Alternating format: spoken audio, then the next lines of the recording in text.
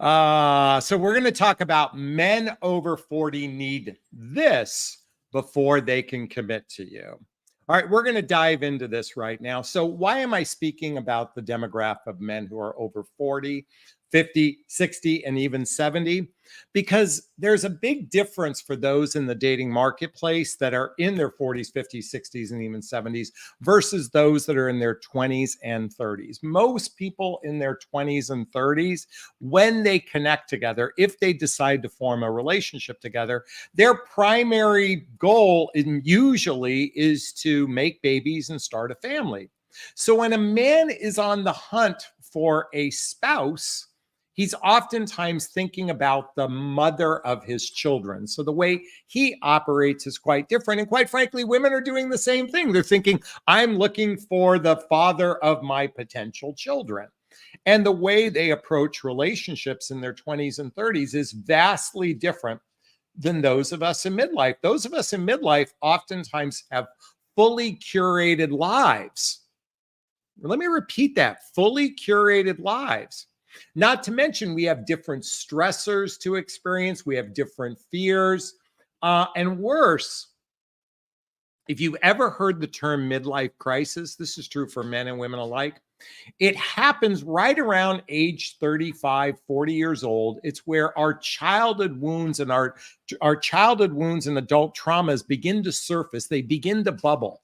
I can't tell you why this happens, but it just seems to be evident that as we age, our stuff that is oftentimes have been repressed in childhood begins to surface. Okay, why is this critically important? Because it relates to something so radically important to understand when it comes to men and women and commitment. Now, let's get real for a moment. Dating is hard because okay, let me reframe that because I don't want to start with a negative, okay? There are certainly many people who are experiencing what's known as dating fatigue.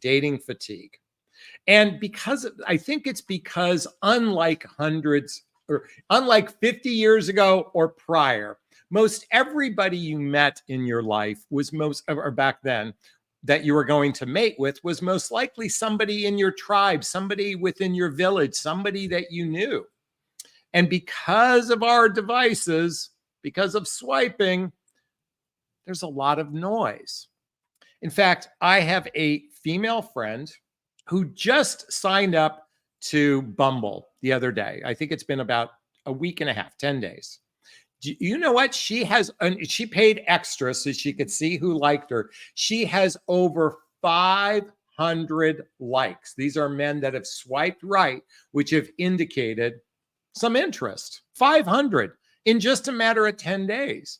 Like, just even thinking about that number is exhausting to her. At least this is what she shared with me.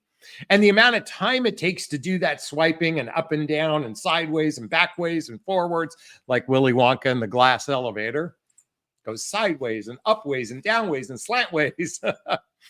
By the way, I'm thinking of the Gene Wilder version. There's a lot of confusion in the dating marketplace, and there's a lot of fatigue. But I'm here to say, folks, I'm going to tell you who's going to win at love. I'm going to tell you right now who is going to win at love and who is not going to win at love. The people who are not going to win at love, they hate dating, or they despise it or dislike it such that it is such an inconvenience to them. They're not going to win at love, most likely. Okay? Those who think men are bad, those who have had poor experiences that look down, they're bitter, they're jaded, they're wounded. When I say wounded, they're bitter and jaded. They're not going to win at love. Let me tell you who's going to win at love. That person who believes beyond a shadow of a doubt that someone special will enter their lives. They believe in love so much that they don't just hope for love. They don't just believe in love. They know beyond a shadow of a doubt that someone special will enter in their life, and they're not impatient about it. It's going to happen when it's happened. Those people have the greatest chance for success. And I say the greatest chance for success. I don't mean it as a guarantee, because I also believe that we come back and do this over and over and over again. I mean, when we pass away, we come back and do this over and over and over again, this thing called our life experience. Our souls come back, and maybe this was just the practice run for that future incarnation of yourself. Now, but at the same time, I want to put the odds in your favor. One of the things I so am grateful for as a coach when I work with women, and I'm more of a teacher, a mentor as a coach, I just firmly believe that my clients, the odds are more in their favor because they've done the work to know my love scale. Now, my love scale is something I'm going to dive into right now. So if you're not familiar with my love scale, can someone in the chat box write this down? It's called the love scale. Okay. I haven't finalized all this. This is going to be my framework. This has always been my framework, but I haven't finalized it from a copyright perspective. But the framework goes like this. So the bottom layer is know thyself. Know thyself. That's self-love. Okay. The next layer. What is your motive? Do you have a short-term mating strategy or a long-term mating strategy? So I'm going to repeat that. Know thyself, self-love, and I'll talk about that a bit more in a moment. The next layer is your motive. Do you have a short-term mating strategy or do you have a long-term mating strategy? For a lot of women, they have a short-term mating strategy. They're not looking for anything serious. They don't want partnership. They want something casual. And that's true for men and women alike. Okay, know thyself, motive. Next is that mutual attraction. That mutual attraction, that's the next level. You meet someone. Are you mutually attracted to one another? Because without that mutual attraction, it's most likely not going anywhere unless you're in an arranged relationship. So, know thyself. Okay, motive, short or long term. Mutual attraction. What's next is known as the getting to know you process. The getting to know you process. And within the getting to know you process is an intentional investigation of compatibility. But Jonathan, I'm just supposed to sit back in my feminine energy and let men lead, and they're just supposed to entertain me, and I'm just supposed to be, they're supposed to climb to the highest room of the tallest tower, and I'm not supposed to ask any questions because asking questions is interviewing someone, and I should just let a man sweep me off my feet. I shouldn't do anything. It's just supposed to happen by magic because that's what all the fairy tales tell me, and that's what all the movies tell me. Folks, when I say an intentional investigation of compatibility, human beings have a capacity to get attached to people who are not right for them. Let me repeat that. Human beings have a capacity, a gigantic capacity to get attached to people who are incapable of commitment or love. So when I say an intentional investigation, you have to be logical and emotional at the same time. Getting to know you. Okay, so we have know thyself, motive, mutual attraction, getting to know you. What's next is commitment. And there's 3 layers to commitment. 3 layers to commitment. Layer number 1, monogamy and exclusivity. Folks, if the penis is going inside on a regular basis, you have every right to request monogamy, unless you're looking for a non-monogamous relationship. But if you're like the group of the folks that follow my work, I'm assuming you would like some level of monogamy and exclusivity while you're in the getting to know you phase, okay? While you're having regular sex together. Now, level number 3, level number 2, this becomes a little bit harder. Level 2 is teammates. Are you teammates with one another? This is about getting serious. This is about integrating into each other's lives. This is about introducing that family and friends and doing things as couples, to doing Christmas parties, to going to office parties together, going to just doing things as a team. See, most people hang out in the monogamy, level 1. They're hanging out in monogamy and exclusivity. It's rather casual at that point. Okay. It's not serious until you start integrating into each other's lives as a teammate. So level 2 is about integration as a team, and level 3 is all in. For sickness and health, death do us part. I'm all in this relationship. I'm all in. Very few couples get to this process, okay, or get to this area, all in. But those are 3 levels, and there's sub levels within those levels, but those are the 3 primary levels of commitment. Now, folks, one of the techniques I work with in my private coaching clients, one of the things we work on is gauging a man's emotional maturity. This is for my private coaching clients. If you want to connect with me to speak about learning about how to gauge his emotional maturity and his capacity to become serious in a relationship, there's a link below to schedule a discovery call with me to see if working with a coach is right for you. Okay. So we have know thyself, self-love, motive, short or long term. Okay. Mutual attraction. I can't help you with that piece. Okay.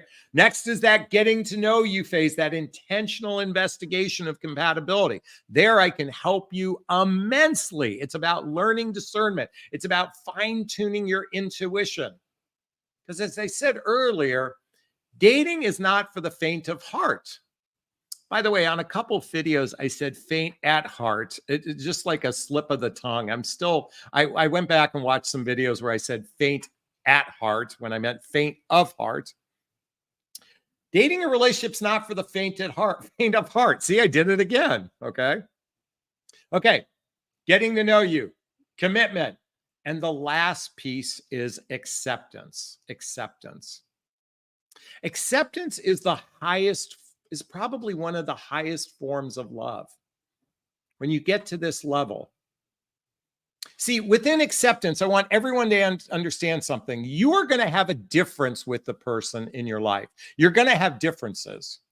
Now, let's differentiate between behavioral differences and lifestyle differences. Okay. Someone's behavioral difference, if let's just say they have a negative, combative,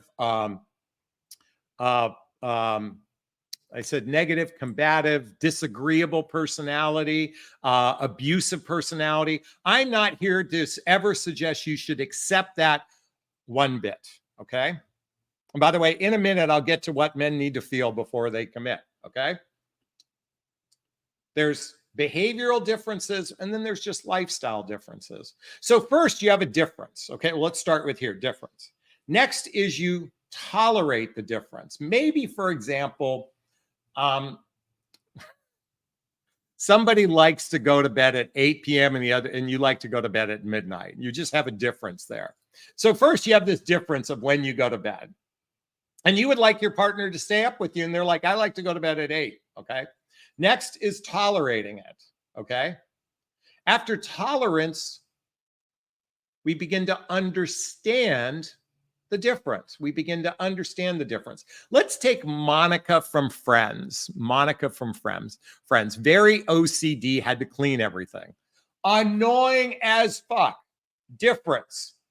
Okay, we tolerate the difference. We understand the difference. The next level is acceptance of that difference. Acceptance, which is one of the highest forms of love, but we're going to take it to a whole nother level. Beyond acceptance, we are going to appreciate it. And then we're going to find it adorable. That's one of the highest forms of love. And if you looked at Monica on Friends, she was absolutely annoying with her OCD, had to clean everything. But did you notice that they reached the highest forms of love? They tolerated it, they understood it, they accepted it, they appreciated and adored it. See, the love scale is starting with knowing yourself, know your motive, finding that person you're mutually attracted with, getting to know each other. And within the getting to know each other, commitment and acceptance piece, they're all kind of happening around the same time. The problem is most people dating today, they're dating from a casual perspective. It's all based on entertaining one another. He's got to take me out. By the way, I've heard this from women on TikTok videos. I expect a man to wine and dine me. Like, I'm your I am your, what is it, social director? That's what you're hiring me for, your sugar daddy social director. And by the way, guys are just as much assholes too. Casual relationships are usually based on the entertainment of one another. Growth-oriented relationships are about building something with each other. So I'm going to share with you what men need, and women need this too. So these titles are all for you ladies, but it's for men and women as well. What a person needs to commit is they need stability and certainty within a person. Stability and certainty within a person.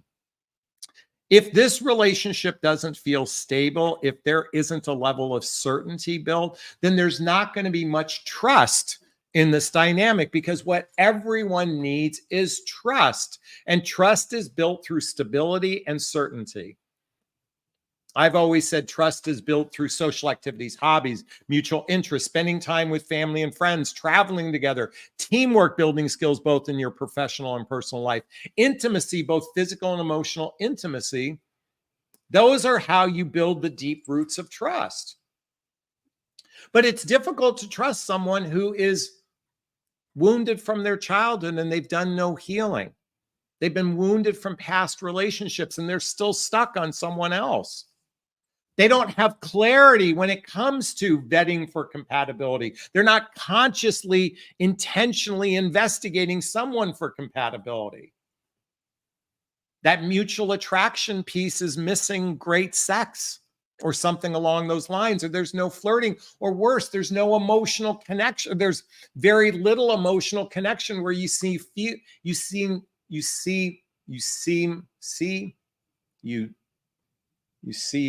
feel, heard, and understood. You are seen, heard, and understood.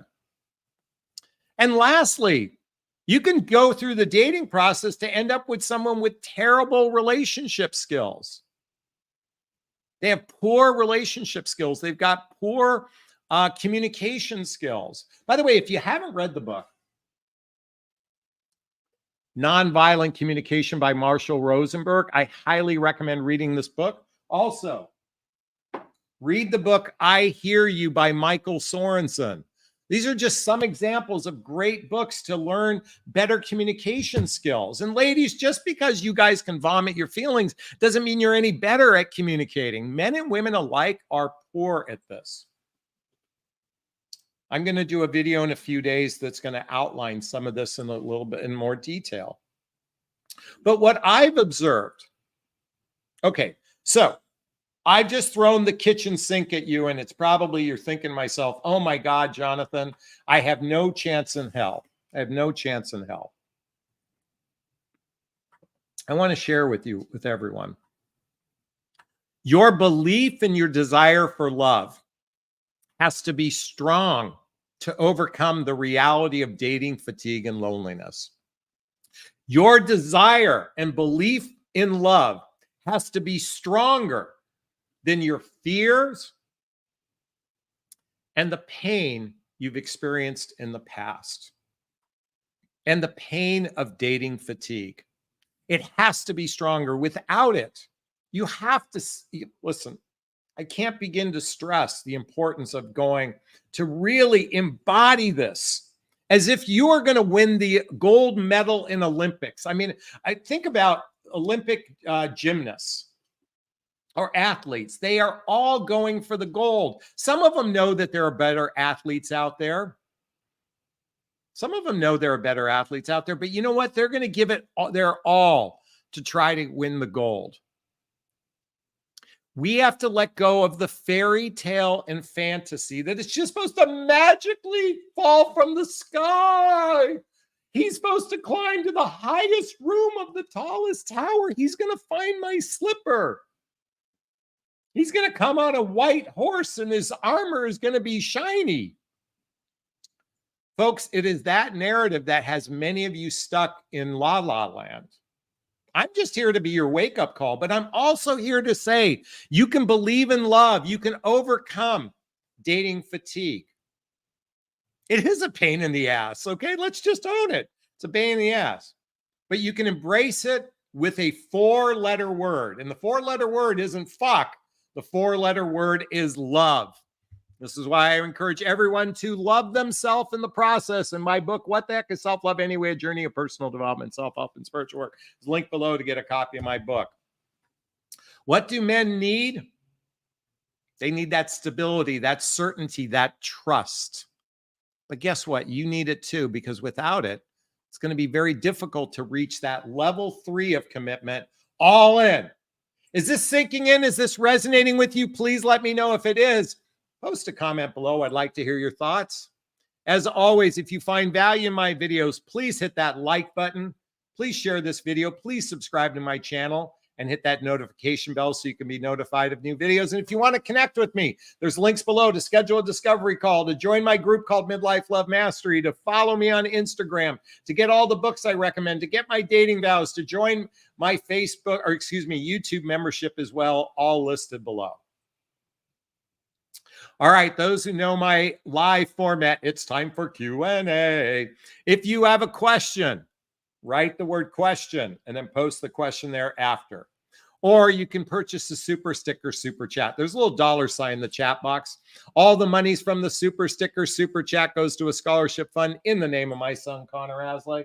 That's a picture of him right there. He's my son Connor, who passed away almost 6 years ago. Fuck, it's less than a month away. And as honor, we donate to causes like the Hoffman Process Insight Institute, just to name a few. And our goal tonight is $50. $50. I'd appreciate some love. And if anyone wants to join the hot seat live, I just posted a link and you can talk to me live on camera. Okay.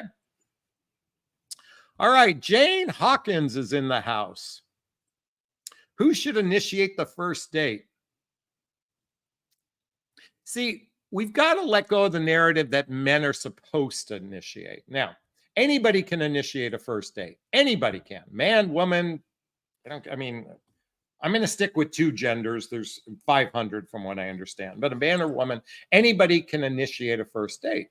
Now, I would say you'd want to initiate with someone you think probably wants to go out with you. But certainly there used to be something called dropping the hanky by initiating conversation. We did a video the other day of using my NICE technique, N-I-C-E.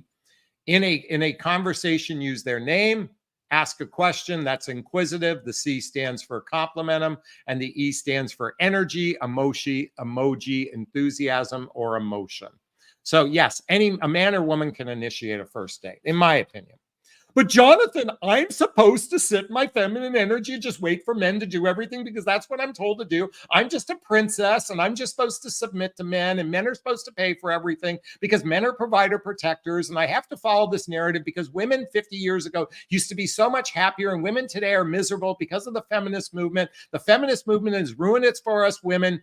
Blah, blah, blah, blah, blah, blah, blah, blah, blah. First off, ladies, I want to say, an empowered woman is the sexiest woman on the planet, an empowered woman.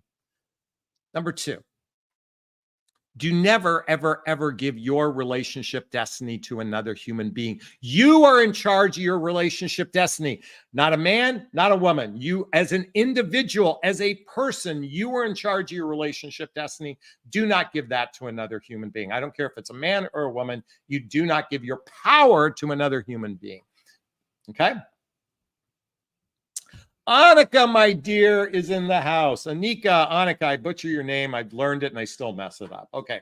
What kind of questions can I ask to vet a guy where the weight gain or loss wouldn't be an issue without sounding insecure? Is it a sensitive issue for me? Are you talking about his weight gain or your weight gain? I asked to vet a guy where the weight gain or loss wouldn't be an issue without sounding insecure. It's a sensitive issue for me. I think there's more nuance to your question and I don't understand it, so I apologize.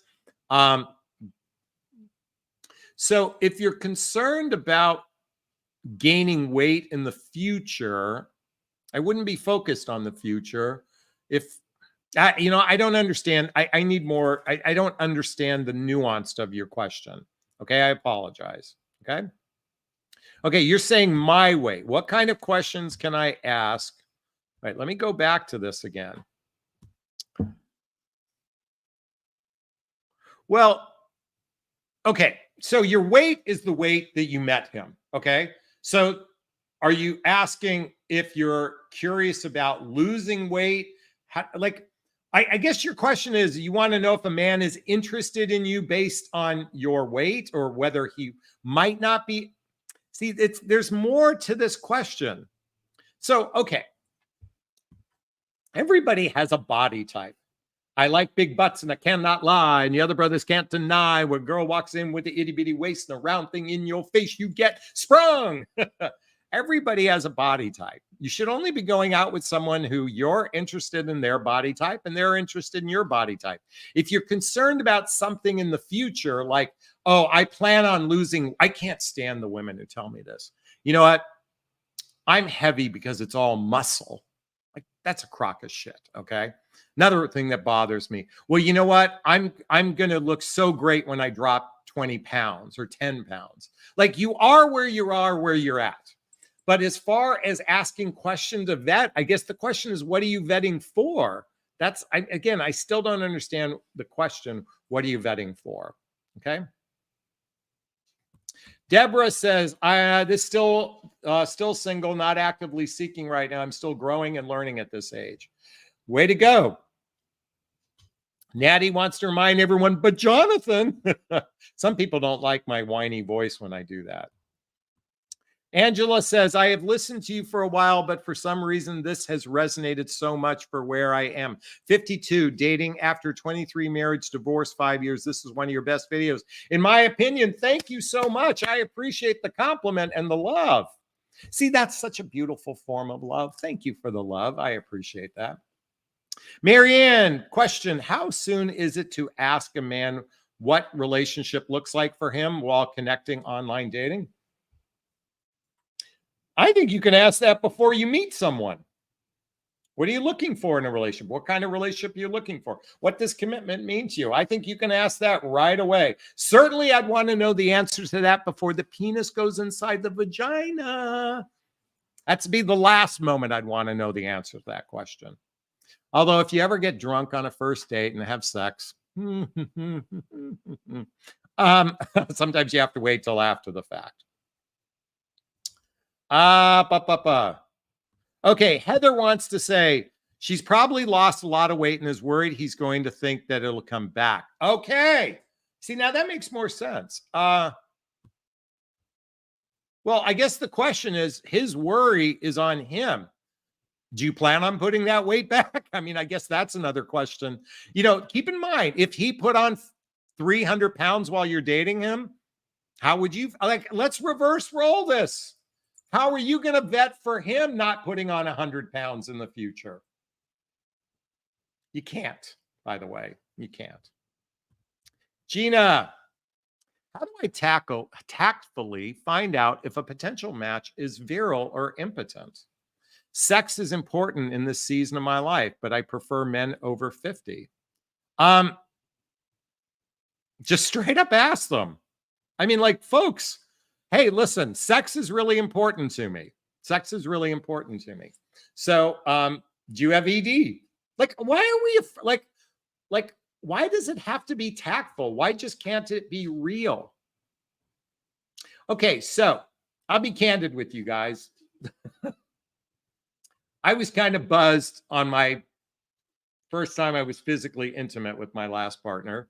And let's just say the equipment didn't work all that great because I had had too much alcohol and I was as embarrassed as hell.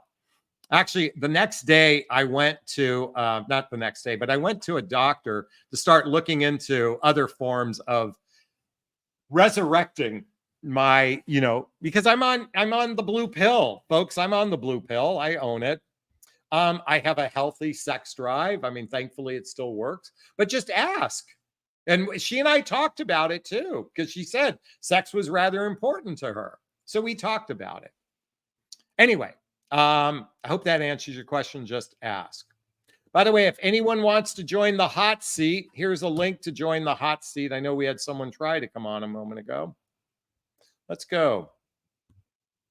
Men are visual creatures. That is true. We need something to stimulate us. It's why pornography is so popular. We need something to stimulate us. That's just the reality of life. You need stimulation to lubricate. By the way, you guys can buy Uber Lube on Amazon.com, Uber Lube. We have to take a blue pill. All right. Hey, come on. How about some love to the Connor Asley Scholarship Fund? There's a little dollar sign in the chat box. I'd love to have $50 worth of donations tonight, okay? All right, let's keep going. Okay, a guy I liked commented that I gained weight since he has known me and has been a few years now, and my weight fluctuates 10 pounds or down because of my hormonal imbalance. You know, unless you're 1 foot tall, I don't think 10 pounds makes that much difference. And I'm just joking about the height. You know, some people are rather picky when it comes to things like that. They're very particular in that particular case. I guess, you know, all right.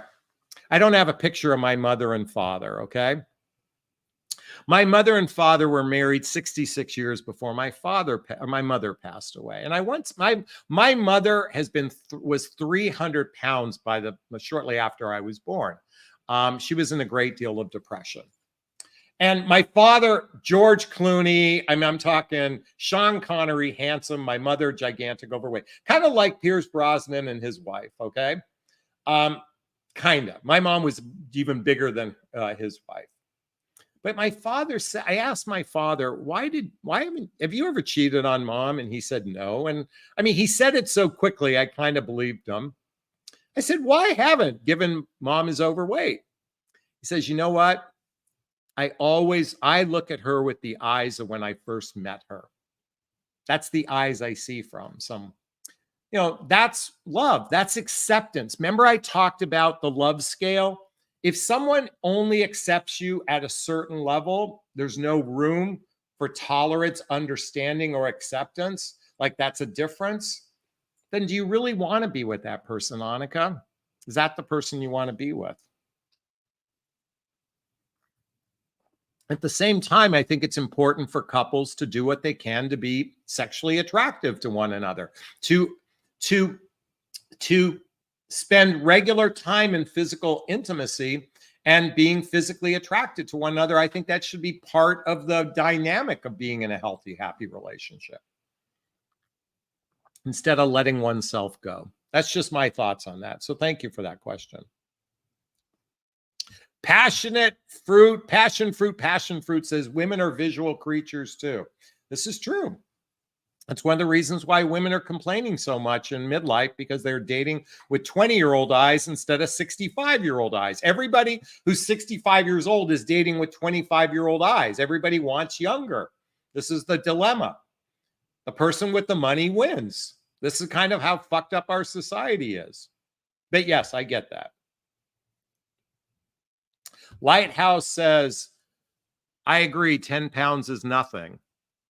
You know, and by the way, a lot of sex can burn off calories. By the way, kissing is supposedly burns off 10 calories for every kiss. So how about just making out, for a couple hours? Shania, whatever, I Miss Caldwell. What if your politicals are different? Okay, great question. If your politics are different. Okay, we have an election here going on in the United States this year. We have Joe Biden against Donald Trump. Okay, here's how politics works. 60% of the population here in the United States is relatively in the middle. They might lean one way or the other, but they're mostly moderate here in the United States. Then you have 20% that are far right. They will die on the sword for Donald Trump. I'm going to die on the sword. I'm going to go to the June 6th and protest and rebel against the country. Okay. Then you have the woke community that wants to cancel everybody. They're on the Joe Biden side. They want to just give money away to everybody. Everybody has 47 different pronouns. That's where we're at, the left. Okay. I'm going to say somebody who's really right and someone who's really left probably don't share the same values. And if you don't share the same values, it's very difficult to form a bond with a person who doesn't share your values. So to answer your question, 60% of people are probably close enough, but it's those extremes that are going to butt heads with each other. That's my opinion anyway. All right, let's keep going. Hey, Annika just gave us a $10 super sticker. Thank you for the love. That means we're $40 away from our goal. I appreciate you very much. Okay, I guess we're going to have a weight conversation. I'm very weight conscious. I would never date a guy who's extremely overweight. See, folks, I'm going to be candid with you. I'm a little self-conscious. I put on about 8 pounds since I met my last relationship, give or take. I was weighing about 200 when I met her, and I'm now 208. And I'm very self-conscious about that because I'd really like to be 195. So I'm really about 13 pounds heavier than I'd like to be. Now, I live in Los Angeles, which is everybody's profile is climbing mountains and jumping off of buildings and rappelling and parachuting and skiing. Oh my God, I'm so fucking tired of seeing everybody's dating profile. They're skiing. By the way, I used to live up in Mammoth Mountain, so I was a skier, but I can't stand the snow and the cold. I just can't. I live at the ocean. I'd rather be near the water. Okay. Why I'm bringing this up is I'm self-conscious about my weight. I feel as though I'm going to be rejected here in Southern California. And I happen to be 6'2" and weigh 208 pounds. I'd really feel happier if I was 195. I understand how we can sabotage ourselves based on our belief of rejection. It's a very serious, real thing. By the way, I'm an emotional eater. So I can't help it. My mother was an emotional eater. It's bled onto me. It takes all my willpower sometimes not to devour an entire, candy bar or something, Well, I do devour an entire candy bar, but I bought some chocolate at Whole Foods the other day. And I want to just eat the whole thing. So anyway, I get that. By the way, I want to thank Debbie for the $10 super sticker. And then I want to thank Sue for the $20 super sticker. That means we're only $10 away from our goal. Mystic Tarot card, tea time for Lola says you look fantastic. Well, thank you. I'm wearing a sport coat today, so I wanted to dress up for everybody. Mystic also says, I don't date skiers or mountain goats. I got to tell you, it's rather like I look at a woman's profile and I see skiing. And while I used to ski, I'm not into skiing. But if that's something if she puts it on her profile, it's important to her. And I'm not going to share one of the most important activities in her life. And let's say, folks, you guys know I like to do psychedelic spiritual journeys so I can connect with my son on the other side. If someone doesn't want to do that with me, it's going to bum me out totally. So we want people that are into the things we're into. Having a shared passion is one of the most important functions for commitment as well. So anyway, it just seems like everyone's a fucking skier here in Southern California. No disrespect to skiing. I mean, I used to enjoy it, but I'm like, gosh, is it really that important that you had to put it on your dating profile? Don't tell me about it because it turns me off. Okay. Betty says the value of a human being is not based on the number on a scale, period. If someone criticizes you about your weight, then they are not the person for you. I'm in agreement, but I'm sure I could be dating a woman who go, God, you'd look so much better if you lost 10 pounds, Jonathan. Now, she might not say that, but she might be thinking it. Okay. Let's just say she's thinking it. I get it. And that thinking it might create a little bit of tension because we have a desire for someone to be different than who we are. I said earlier in this broadcast how acceptance is one of the highest forms of love, and that's what we're talking about, acceptance. But the fact is we're still human beings with gigantic egos that oftentimes want something from somebody else, especially for those physically fit people. But anyway, that's another conversation.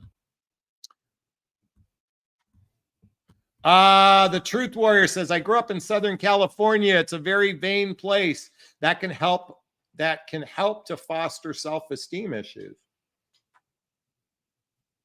Folks, after my divorce, I lived in Orange County for 1 year. Has anyone seen the Housewives of Orange County? Orange County is an area known as Irvine, Newport Beach, Costa Mesa, Huntington Beach, just to name a few.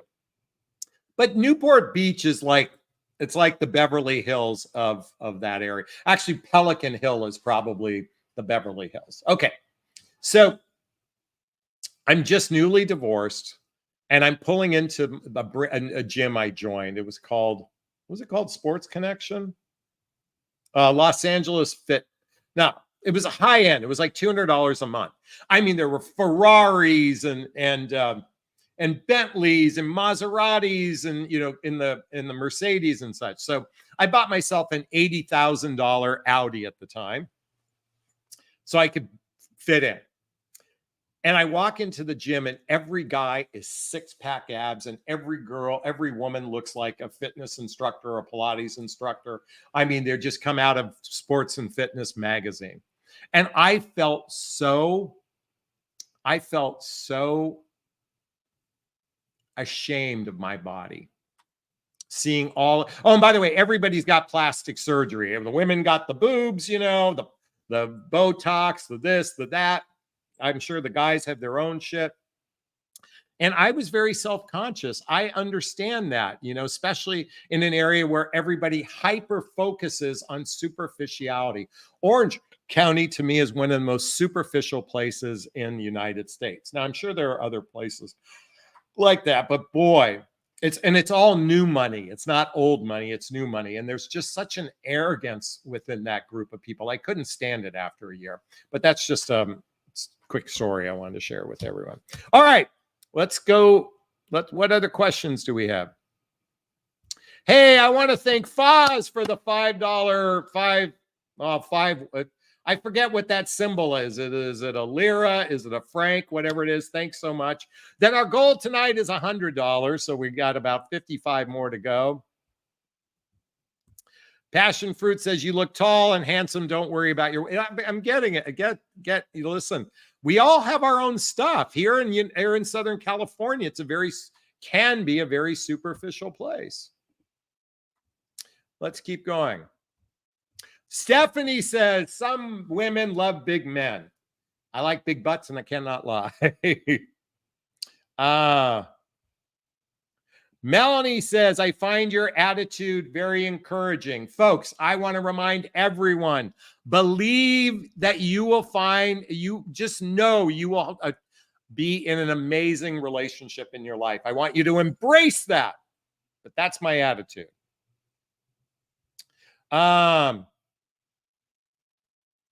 Wait. So Zen Maiden says, Jonathan, you have body dysmorphia. Most men at this age are not perfect bodies. Get real.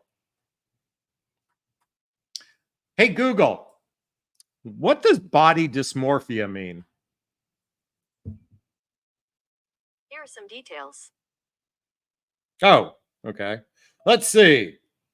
Called body dysmorphia. Well, I want to know what it actually means, okay? So do I have body dysmorphia? I would just say that there's a line between where I'd like to be and where I view people at. And I would say that I have a little bit of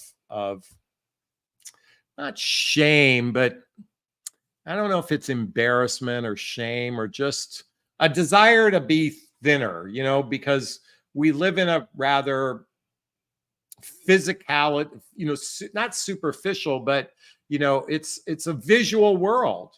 So I'm just aware that these are things I think about. Oh, Janie just gave us a $10 super sticker. Thank you so much. I appreciate that. All right, let's keep going here. Let's move on from the weight conversation.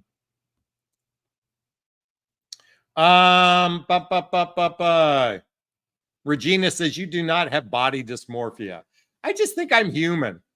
Some people say swim and exercise. I walk every day 4 miles. I used to work out. I'm just not into it as much anymore. I'd love to have a partner to work out with. I'd love to have someone to work out with. I'm just not good at doing things by myself. That just happens to be the case. All right, come on. Let's move on from this conversation about weight. Okay. Someone else asked me a question. Oh, Foz says it's the symbol for the British pound. Thank you so much. See, the other thing is, folks, I'm not an encyclopedia. I don't know everything. I'm just hyper focused on relationships. Okay, here we go. Heather, on the topic of looks, I thought we were going to move on. Do you think that women inherently try to find someone that looks similar to their fathers? So from what I understand, there was a study done where men wore t-shirts for 3 or 4 days, got them really sweaty and stinky, okay? And then they put it into a box, and then women sniffed it. And I can't remember if it smelled like your father, they were attracted to you, or if it was the opposite of your father's pH balance or pheromones, that they were like, it had to be the opposite of what your father was. I vaguely remember a study like that. I've tried to find it since then, but that's something along that lines. So anyway, hope that answered your question. Zen Maiden says, why not use a matchmaker? I have a very dear friend as a matchmaker. She does fix me up on occasion. We just haven't had a love connection yet, but yes, I have used a matchmaker. Annika's back in the house. Who will be the next person you'll interview? Actually, tomorrow, Bev Middleton is going to be back on talking about avoidance and can they fall in love? Avoidance and can they fall in love? Joyce says, that's my hood. You'll be self-conscious if you're not comfortable in your own skin. There's a lot of old money too. I get what you mean, though. I'm petite and have a great gym to stay proportional. This is the kind of stuff this is just real life stuff. Thank you for sharing. I appreciate that. Sandy's in the house. Can couples who break up find a way to forgive and reconcile, or should they just move on?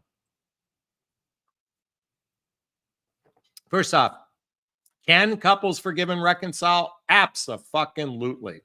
To borrow a line from Big from Sex and the City, absolutely. Should they move on?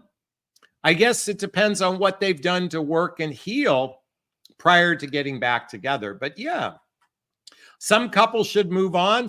By the way, if you've ever had to tolerate bad behavior from someone, I would definitely strongly consider moving on. If it's just differences that cause the breakup, yeah, those are reconcilable. But if it's bad behavior, those aren't the ones that I would want to get back together with. That's just my opinion.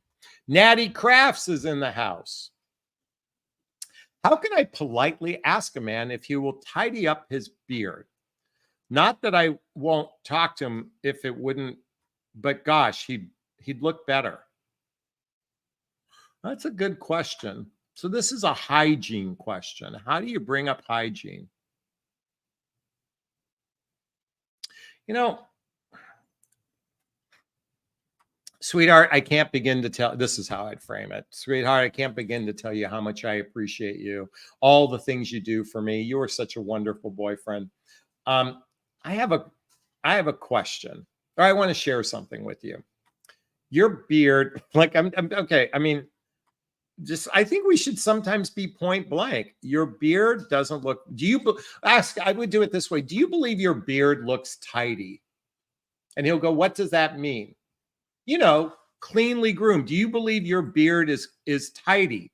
Okay, you use the word tidy, right? Yeah, tidy. Do you believe your beard is tidy? If he said yes, just go, can I share with you my opinion? Would you be open to it? Like, do it in an inquisitive way.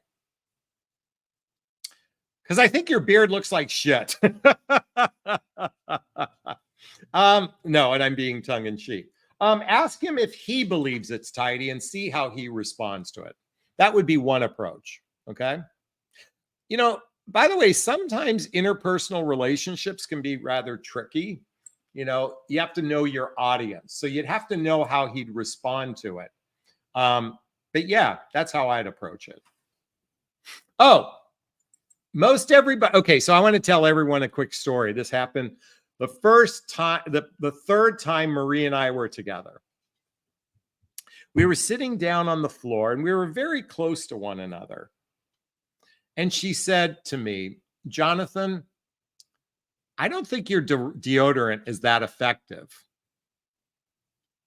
or it's working for you. And I said, what do you mean? She goes, you've got a strong scent right now.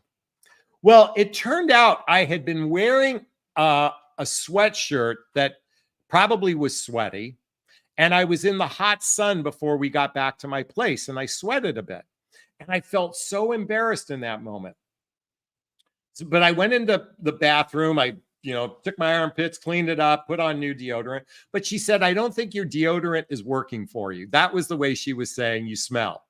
I just thought, and by the way, it became a joke between us later on down the road. We actually talked about this in previous videos when we were together. So I think how you say it to him, just go, do you believe your beard is tidy? Okay, Joyce is in the house. My boyfriend thinks it's pretentious in Orange County, Newport Beach. He's a Manhattan Beach, Redondo Beach guy. That's where I live, Redondo Beach. I like your boyfriend already. Lexi,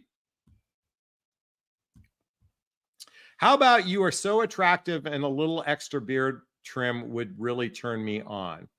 That's not great. That's, a little, but I would ask him what he thinks of his beard. Like, why don't you get his buy-in first? And then just what Lexi said, I think you're so attractive, but trim. By the way, I think we should share what we prefer. I think it's okay to do that, but then we have to accept how a person accepts themselves. Okay. So it's okay to make a request. It's simply a request, but then accept them for who they are. Janie's back in the house. Seeing an online man doesn't want all in relationship. We're not want the same thing. He wants to hang out and spend the night. He's okay with no sex. He likes to cuddle and companionship. Your thoughts? My question is, does he want what you want? If he doesn't want what you want, why do you want him? Other than you want a cuddle partner. And that's okay too. By the way, folks, you're more than welcome to have casual relationships. I mean, we can all have casual relationships. You can have friends with benefits. You can have situationships. You can have lovers. You can do whatever you want. You can have a fling. You can have a one-night stand. It's okay to have those things. There's nothing wrong with them. But if you want something significant, then stick to it.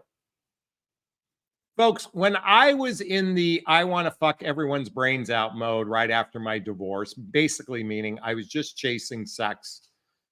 I wasn't thinking about relationship. I was just chasing sex for a good couple years after my divorce. And surprisingly, women were easy back then. They probably still are. When I mean by easy, it was just, I was a train wreck and they thought they could fix me. Now that I want something significant, I'm not chasing sex. I want someone to meet me on the 50-yard line. Before, I would chase, romance chase, love bomb. But when someone is serious, they want to be met on the 50-yard line. Just going off on a tangent. Natty Crafts just gave us a $5 super sticker. Thank you so much. Sharon just gave us $5 from New Zealand. Do you believe in psychics? Oh, I want to believe in psychics. Oh, I want to, but I don't. I want to believe in them. I want to believe the medium that was talking. I spoke to a medium after Connor, but I don't know. I believe in my own psychic abilities. That's what I believe in, my own psychic abilities. Melanie says, I have a situationship, but I feel guilty. Why? Don't ever feel guilty. Self-crucifixion is the worst form. It's the opposite of self-love. By the way, if you have another personal question for me, like the psychic one, I'm more than happy to spend these last few minutes giving you my opinion on anything you want to ask me on a personal level. Okay. Heather says you'll believe when you meet one that's real. Yeah. You know what? Everybody I've spoken to who's in a happy relationship all seem to say the same thing. They knew it right away. You know, my last relationship, I didn't know it right away. I had doubts. I was kind of doing my own coach. Like I was like trying to overcome the fears, the doubts, instead of just trusting my intuition. And by the way, beautiful relationship. I am so grateful for every part of that experience. She was a wonderful human being, but at the end of the day, there was doubts right from the get-go. And I've heard from everybody who seems to be in a healthy, happy relationship, they had no doubts right from the get-go. That's what I've just observed. I've yet to experience that for myself. All right. What else do we have? Bum, bum, bum, bum, bum. Let's keep going. Let's keep going. Tarot says, oh, Lexi, that's what I'm saying. Make it fun and sexy. Okay, cool. That's coming back. Annika's back in the house. Should approval of your friends of your partner matter? You know, yeah. It has value to it. I think it's, not approval. Well, I don't need anyone's approval, but certainly I would want my friends to appreciate somebody in my life. If they don't, I would feel very sad. I'd want to understand why they didn't. And if there was some valid reason why they didn't, I'd want to know about that. So it's not that I need anyone's approval, but certainly I would want the people that I love to love the person I love. I mean, that's just, I don't need their approval, but I'd want them to love the person I love. That's how I feel about it. Jules Ann says, how to get rid of a guy who won't take no for an answer. He's a neighbor thinking of selling. Pull out a shotgun, point it at the guy's penis and say, I need you to be done. Okay, I'm just kidding. Call me. I'm your big brother. I've got a shotgun. I'll point it at the guy's penis and say, you're done. You set a boundary and you make a request that he accept the boundary. And if he's unable, then you do a restraining order. Or you just block him. And in some cases, we have to do radical things like move, which would suck. Sharon just gave us a $5 New Zealand. I had loved readings by Deborah Carr Tarot on YouTube, and she's always right. I recommend you get one. She's so beautiful. Deborah Claire. Hold on. Deborah Claire. Okay, I'll check her out. All right, Sandy, this will probably be our last question of the evening. My intuition is telling me the guy I'm reconnecting with will never change. I'm afraid I'm taking myself into being with him. Yeah, you know what? Our ego does all kinds of stupid things. Human beings are a glutton for punishment, okay? So you obviously need more. Okay, you just obviously need more mistakes because that's how we learn. When we get slapped on the face, slapped on the face, slapped on the face, slapped on the face, slapped on the face, slapped. Sometimes we go, oh, maybe I should move my face. What's the definition of insanity? Doing the same thing over and over again, expecting different results, Sandy. If you know it's going to happen, then you only fool me once, shame on you. Fool me twice, shame on me. Julianne says, thank you for your wisdom. I appreciate it. Folks, did you find value in this conversation about what men need to commit? Folks, they need stability. They need certainty. They need trust. You need shared passions in life to be able to form those deep roots of trust. You need shared passions, shared activities to form those deep roots of trust. Is this sinking in? Is this resonating? Please let me know if it is. Post a comment below. I'd like to hear all your thoughts. As always, if you find value in my videos, please hit that like button. Please share this video. Please subscribe to my channel and hit that notification bell so you can be notified of new videos. And if you want to connect with me directly, there's a link below to schedule a discovery call, to join my group called Midlife Love Mastery, to get my books I recommend, to follow me on Instagram, to join my mailing list, to get my dating vows, all listed below. And I'm going to wrap up this video as I always do. First, I've given myself a big, gigantic Jonathan Barrick of self-love. I'm going to reach into the camera and give you a hug of love if that's okay. By the way, do you notice I change my hands when I do that?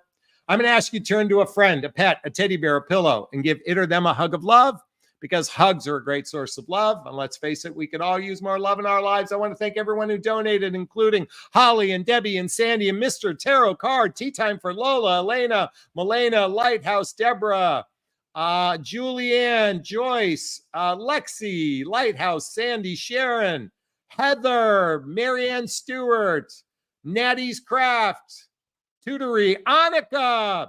Big hugs to you, Janie X. Everyone, big hugs. Thanks so much. Wishing you a wonderful, beautiful, fantastic evening. Bye-bye now.